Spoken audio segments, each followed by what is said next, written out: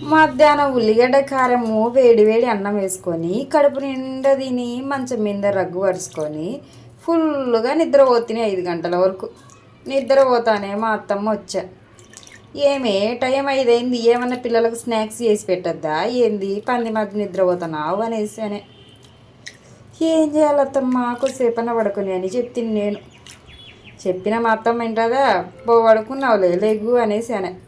సరేలే లెగుస్తా అనేసి పొద్దున్న నానబెట్టిన శనగబ్యాళ్ళు ఇవి తీసుకొని ఒక మిక్సీ గిన్నె తీసుకొని ఇందులో వేసి వడలన్న చేద్దాము అనేసి అనుకుంటుంది. నేను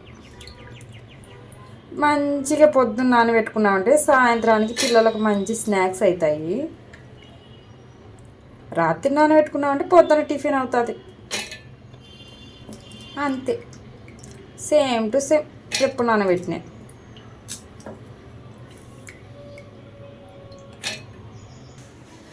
నీళ్ళు ఏమీ రాకుండా మొత్తం పప్పులన్నీ వేసుకోవాలి. సారీ బ్యాళ్ళన్నీ వేసుకోవాలి. కొన్ని బ్యాళ్ళు అనేవి పక్కకు తీసుకోవాలి. ఇందులో 2 పచ్చిమిరపకాయలు వేసుకుంటే కొంచెం మంట ఉంటుంది అనుకో, బాగుంటుంది. అయినా అల్లం ముక్కలు కూడా వేసుకుంటే టేస్ట్ అదురుతుంది అనుకో. మూత పెట్టేయడము, బర్రా అని బరికేయడం.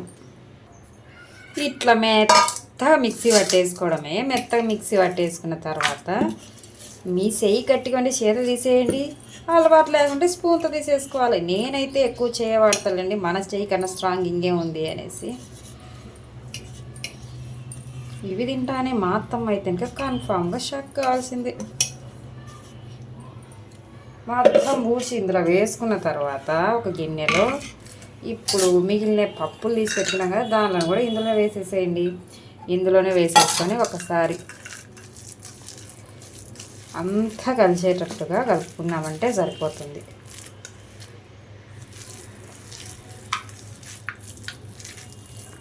ఇలా కలుపుకోవాలి. కలుపుకున్న తర్వాత ఇందులోకి కొన్ని ఉల్లిపాయలు వేసుకోండి. ఉల్లిపాయలు వేసుకుంటే బాగుంటుంది, అందుకని చెప్తున్నా. కొన్ని ఉల్లిపాయలు, ఉప్పు సరిపడంత. కషం కాకూడదు, అలాగని చప్పగా ఉండకూడదు.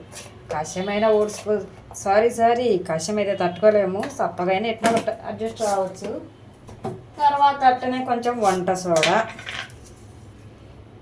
ఇదంతా బాగా కలిపేసుకోవడమే. ఇంకొకటి మర్చిపోయాను, కొంచెం కొత్తిమీరన్నా కరివేపాకు సన్నగా కట్ చేసి వేసుకున్నామంటే ఆ రుచే వేరబ్బా. ఎప్పుడే కానీ హోటల్కి పోయి తిందాము అనే ఆలోచన అనేది ఎవ్వరికి రాదు. లేదంటే సాయంత్రం అయినా నుంచి పిల్లలు, అమ్మ ఒక 20 డబ్బులు ఇస్తావా, ఒక 10 ఇస్తావా, పోయి స్నాక్స్ తింటామే అని అడుగుతూ ఉంటారు. అలా అడగకుండా ఉంటారు. ఇంట్లో అయితే కొత్తిమీర లేదు, అందుకే కరివేపాకు ఒక్కటే ఇస్తుంది. వేసుకోవడం ఆలస్యం, మొత్తం బాగా కలిపేసుకోవాలబ్బా. ఇలా బాగా కలుపుకున్న తర్వాత ఇంకా నూనెలో వేసుకోవడం ఎంత ఈజీగా ఉందో తెలుసా. పొరపాటున మీరిగిన కొంచెం వాటర్ ఎక్కువ అయ్యో, లేక వడలు వీళ్ళ మాదిరి వేయక రాలేకపోతేనో మీరు ఏం బాధపడవసరం లేదబ్బా. ఏముంది, కొంచెం శనగపిండో లేకుంటే బియ్యం పిండో 1 స్పూనో 2 స్పూన్లో కలిపేసేయండి అంతే. లేకుంటేనక వాటర్ అయిపోయిందంటే ఇంట్లో అత్తగారితో పోడు తట్టలేమండోయ్. అందుకే ముందు జాగ్రత్తగా చెప్తున్నా. కలపడం అయితే అయిపోయింది. ఈ కలుపుకుని వెనకమ్మటే పొయ్యి అంటియడం, పొయ్యి మీద గిన్నె పెట్టడం, గిన్నెలో నూనె వేసుకోవడము, కాగిందే లేదా అని ఇలా చూసుకోవడం. అమ్మో కాగిందనకమ్మటే ఇలా వేసుకోవడమే.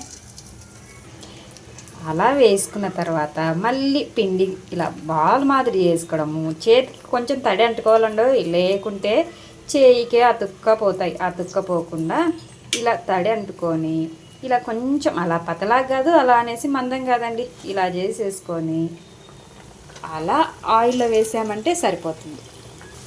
ఇంకొకటి ఏంటంటే మీడియం ఫ్లేమ్లో పెట్టుకొని నిదానంగా కాల్చుకోవాలండి. మనం తొందరపడి గబగబా కాల్చినామంటే లోపలలో పచ్చిగా ఉంటుంది.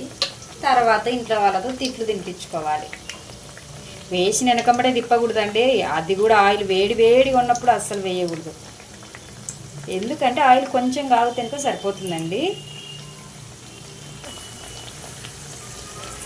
ఇలా కొంచెం కాలిన తర్వాత ఇంకొక వైపు కూడా తిప్పేసుకొని మంచి కలర్ వచ్చేంత వరకు కాల్చుకోవాలండి.